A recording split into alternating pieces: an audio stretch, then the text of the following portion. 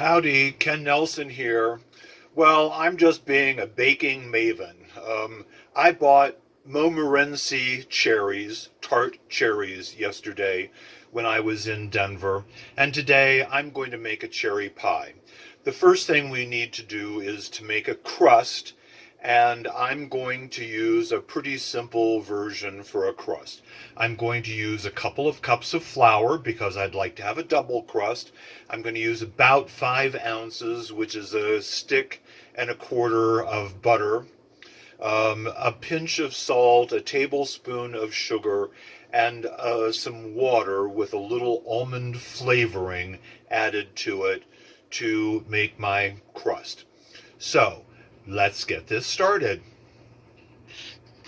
2 cups of flour in my Cuisinart. I've cut up some butter into pieces, which I'm going to add.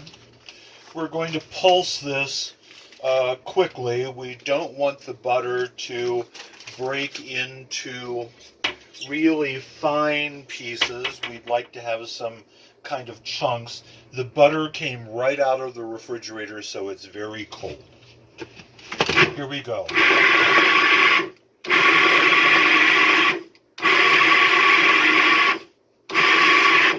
Okay, the butter is broken up into pieces. Now I'm going to add half a cup of cold water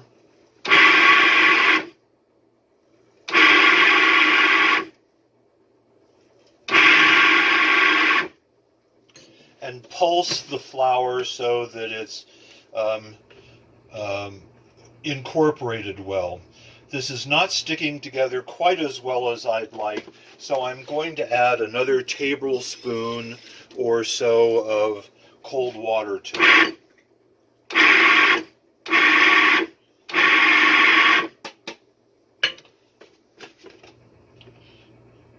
It needs to be able to compress and stick together a little bit.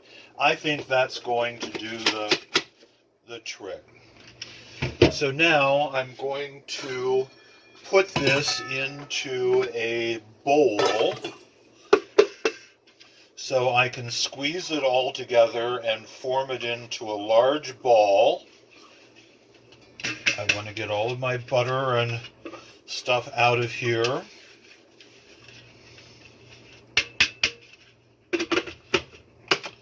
And off the blade.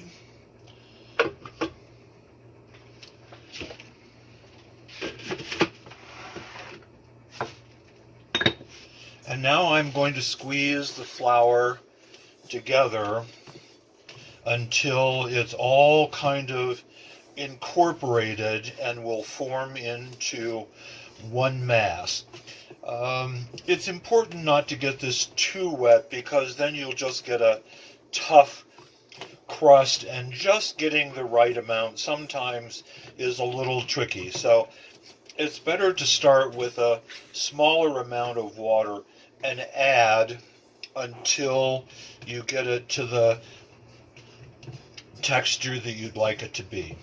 So this is forming into kind of a nice mass, and because we're going to do a top crust and a bottom crust, I'm going to break this into 2 balls, which I'm going to flatten because they'll go into the refrigerator, and if they're flattened like this, they'll be easier to chill quickly and then to roll out evenly without a lot of cracking. So here is my second ball. I've left a little more size to it than I have the first ball because this is going to be the bottom of the crust, and the bottom has to go up the sides and over the edge and fold back in. So I've gotten this worked together so that there aren't any cracks, and that should work out well. Let me adjust the camera so you can see the difference in terms of size of these. This one's quite a bit smaller. This one's quite a bit larger. This is going to be the top crust, and this is going to be the bottom. Now I'm going to put these into a plastic bag and stick them in the refrigerator for about 15-20 minutes so that the butter firms back up and so that the dough relaxes. And while I'm doing that, I'm going to make my cherry filling.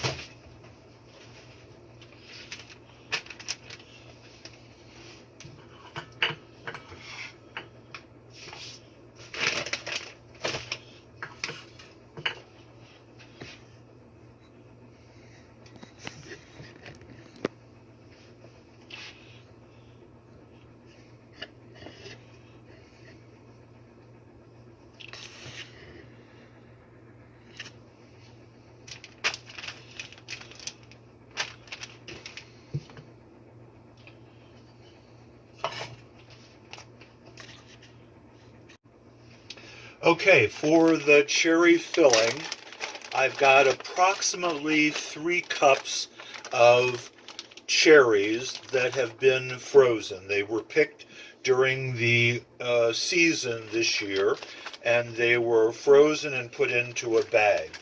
These have some juice with them, just because when fruit is frozen, it frequently releases its its juice because it's mostly water and sugar and some other things.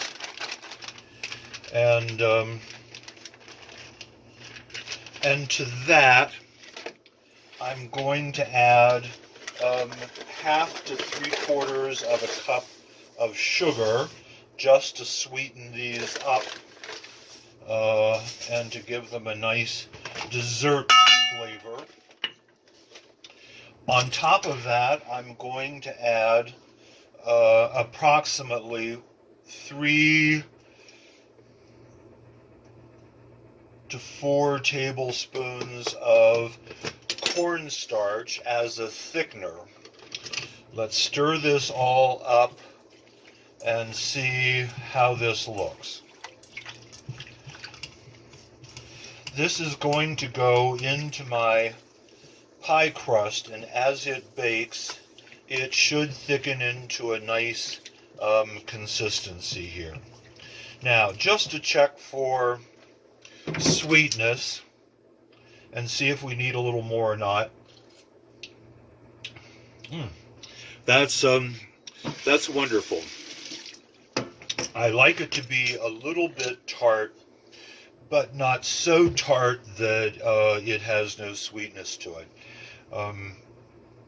So I'm going to set this aside for a moment. Our pie crust is cooling, and I'll be back to roll out the crust and shape the pie.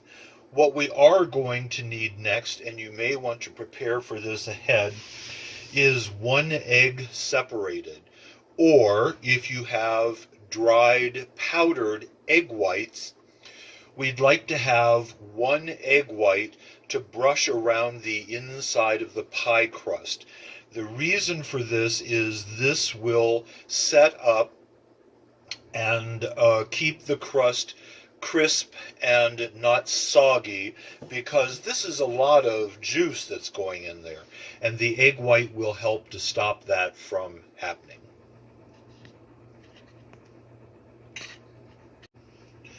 So I'm going to use some powdered egg whites, and I keep these around for any number of uses, but it's nice to be able to have an egg white separate from an egg and not always have to figure out how you're going to use these. So 2 teaspoons of egg white powder to 2 tablespoons of sugar, water, will give us a nice consistency egg white. And I'm just using a little flat whisk that I have to stir this around and mix it up so the egg white dissolves and is incorporated into the water. In very short order, this will give you a usable egg white that can be brushed on the inside of pie crust. And if there's a little left over, you can brush it on the outside. It will help to brown and make the pie crust a little more appealing. So that's foaming, and it's pretty much all mixed up. And I'm going to rinse my whisk, and we'll be ready to roll with the pie crust. Okay, so our dough has chilled. It's time to roll it out and fit it to the pan. I like to use a plastic shopping bag that I have cut the bottom out of and cut the handles off of, and lay out flat on my cutting board, or in this case, pie board. I've sprinkled it lightly with flour. I'm going to put my dough on top.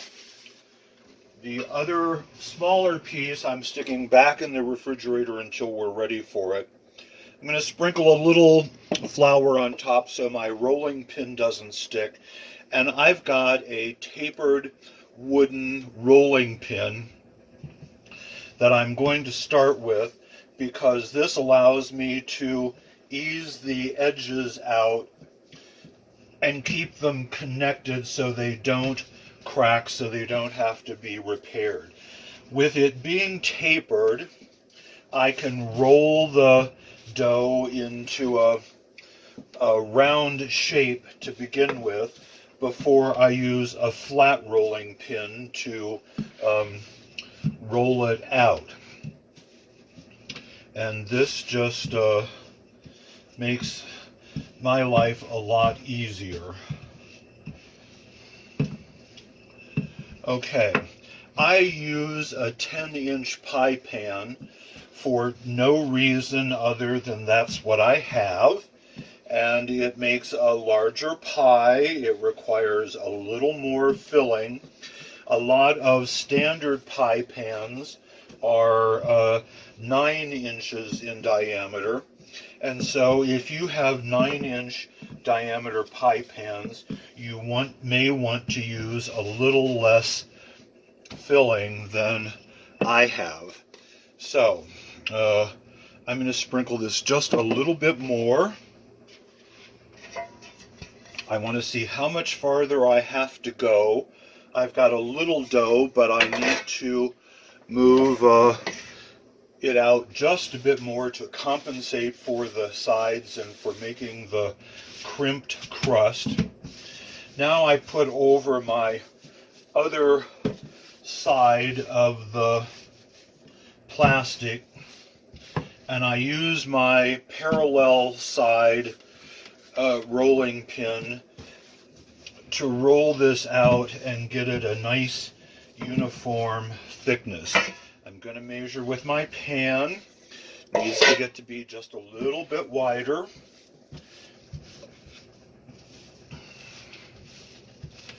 The top and bottom looked pretty good. And let's see if that's going to do. That's a large enough size. There's about 3/4 to an inch outside the margin of the pan.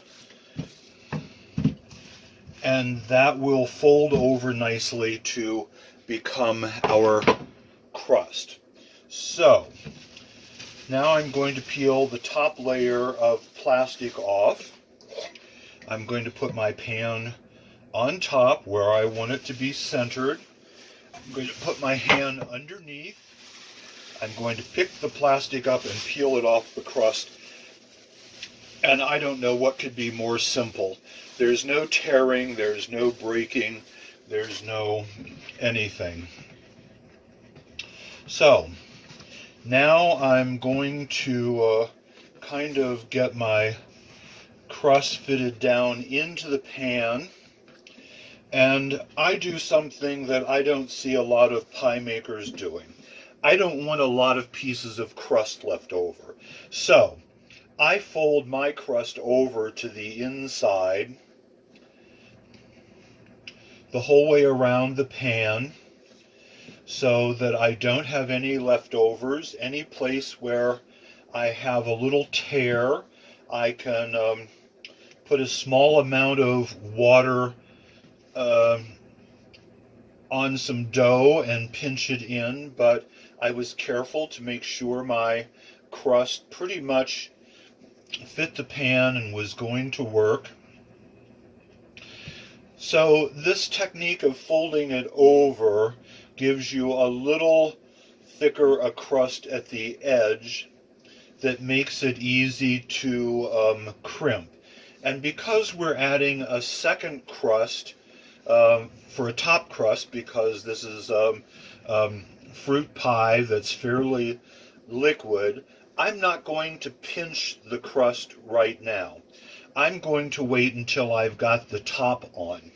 But what I am going to do is I'm going to use the egg white that I stirred up, and I'm going to coat the bottom and the sides with this so that it forms a nice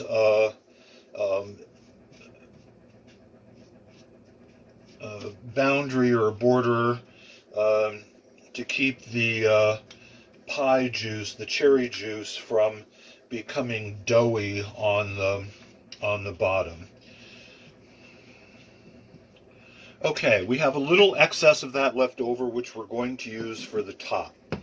And now I'm going to preheat my oven to 425 degrees, because the first 15 minutes of the pie in there will set the crust up and will cook the egg white and will get everything set up nicely, and then we'll turn the heat down to 350 degrees for 45 to 55 minutes, depending on how the center of the crust is cooking.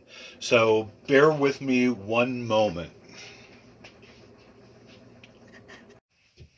Okay, so now for the top crust, I'm going to get my sheet of plastic out again, sprinkle it with just a little flour, take the crust out of the refrigerator so it stayed nice and cold, sprinkle it with just a little more flour so that it doesn't stick, and roll it out so that it's going to be large enough to cover the top of the pie and form a lovely crust.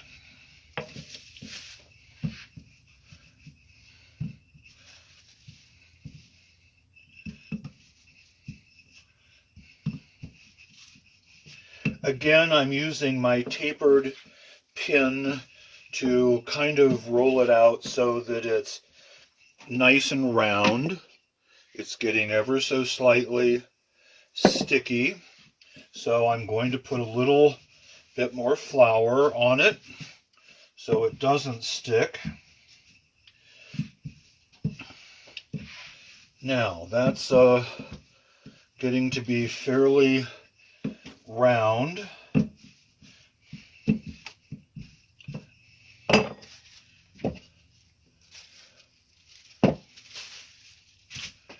And I'm going to use my flat rolling pin to shape it and make it just a little bit larger so it will fit the top.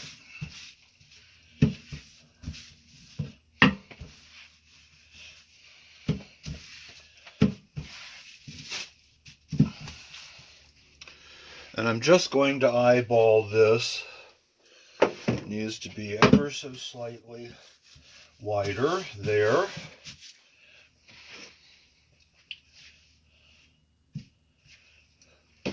And just a hair bit more on the outside here.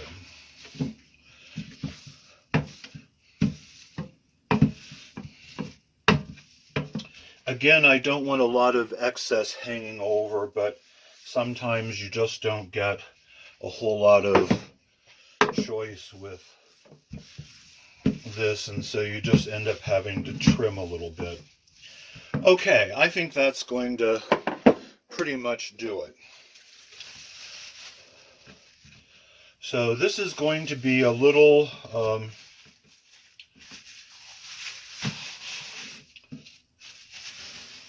trickier, because what I like to do is I like to cut my air vents in beforehand. And so I'm just going to kind of have to gauge where the center is going to be. If this is off a little bit, it's not going to be any great shakes, because the purpose of the air vents is to allow the steam from the filling to exit the pie and allow it to kind of dry out. The other thing I like to do is, because we're putting this on top of a filling that's got a lot of juice and is very liquid for the moment, I like to kind of pre-brush the top with a little of this egg white, so I don't have to try doing that on top of a wet undulating surface of crust. So there's my top, and let's see how I'm going to move this. Okay, and so here is my bottom crust. Here is my pie filling. And I'm going to give this a stir to get the sugar and the cornstarch stirred up here. I'm seeing that there are a couple of stems from the cherries that I'd like to take out. And now I'm just going to pour my filling into my crust. Make sure you get all of the cornstarch and all of the sugar out, because otherwise it's just going to go down the drain. And there is my filling. I'm now going to use just a little bit of water and go around the top of the crust so that the top crust will stick and seal.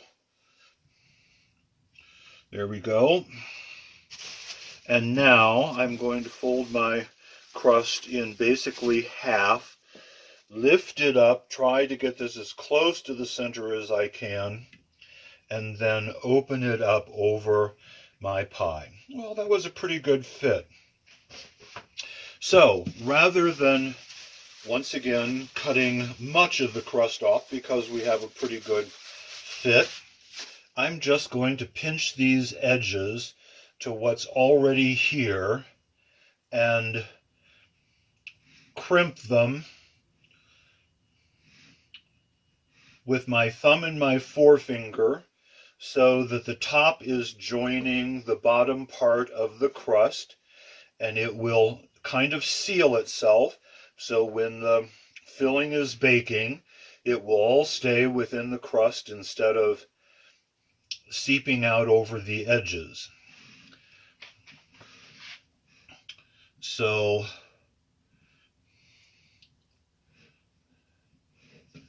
we're almost there.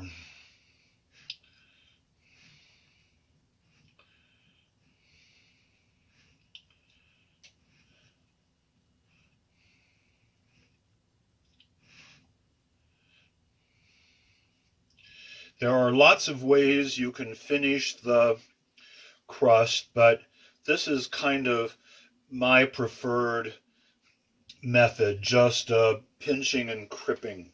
Some people use a fork and do a crimp that way.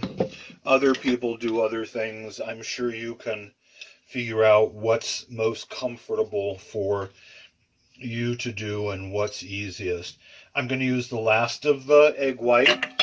I'm going to use a little sugar that I have, and I'm going to sprinkle this across the top. The sugar, as it melts, will brown a little bit and create a lovely rich texture on the crust. That's it. We have a pie done. Now it just has to go into the oven, which has been preheated to 425. It will stay in there for 15 minutes, and then it will stay in at 350 degrees for 45 to 50 minutes more. So here is my cherry pie. It's just come out of the oven. It took just about 55 minutes to bubble and cook, and you'll notice the steam vents are still open, so that's a good sign. The egg white with the sugar browned nicely, and now it's going to take an hour or so to set, so that it solidifies and becomes a nice consistency. If we were to cut it right now, it would be too juicy and kind of just run every place. I guess if you don't care about that, it's going to taste just as good now as it would another time. But I'm going to let mine wait. Take care. Thank you. Bye now.